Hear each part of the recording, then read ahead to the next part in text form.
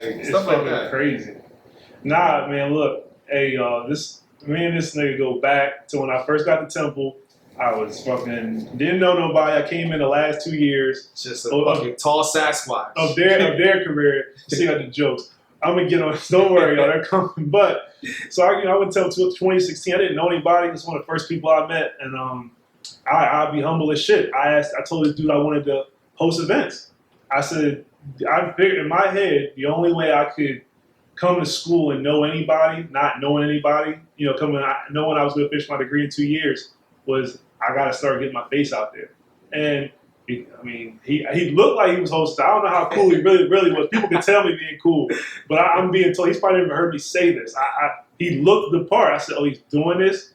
I gotta go ask this nigga if, can he, just teach me the ropes. And that turned into a friendship. And if I never said to you, to your face, man, thank you for that. Nah, man, definitely. And the thing is, what I respected about how you approached too was, there's a lot of different people that try to get into the entertainment world. And I'm not the gatekeeper either. I was the premier Temple host at the time or whatever, but I'm not the guy who decides who's going to be lit or not. And I respected how your approach was hey, look, I'm trying to get in the game. I have my own set of skills and my own experience that I can bring to the table. I would like to learn because you're doing something that I'm interested in doing right now. But at the same time, I can bring value to you too.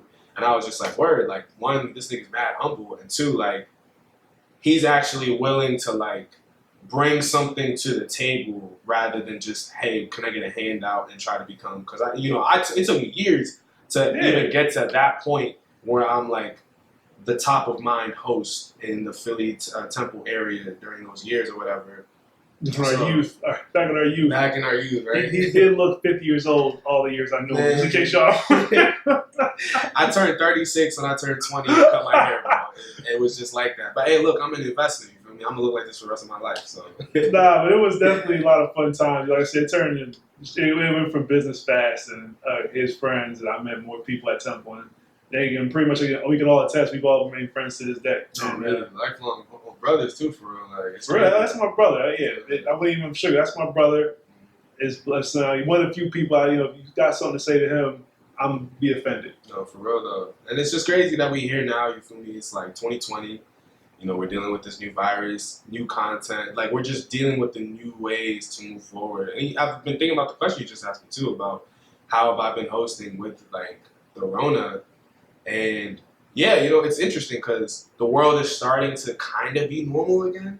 We're more we're accepting this as the new normal. It feels like we forcing it. I feel like America is forcing normal when we really don't even know what direction we need to be right. We don't know where we should be running or walking. Right. Everyone's trying to make this a trending topic rather than yo, do y'all know the last pandemic was 2 years?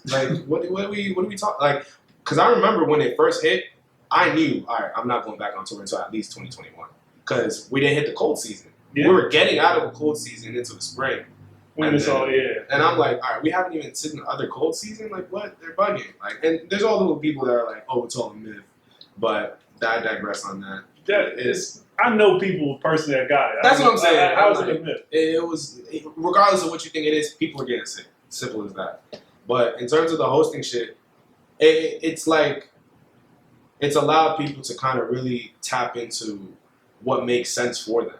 So for me, I really focused on creating advice content because I felt one of my biggest skill sets that got me to where I'm at now as a host, as a man in general, was my self-development. So I figured, okay, if I can't go out there and impact people physically where they can hear me, they can feel my presence, we're all dancing together, having a good time, and we're engaging. If I can't do that physically, maybe I can still have that same impact on people by giving them the advice that I needed or I needed to hear, or advice that just helped me get to where I'm at now. So I started doing this thing called Apex Advice.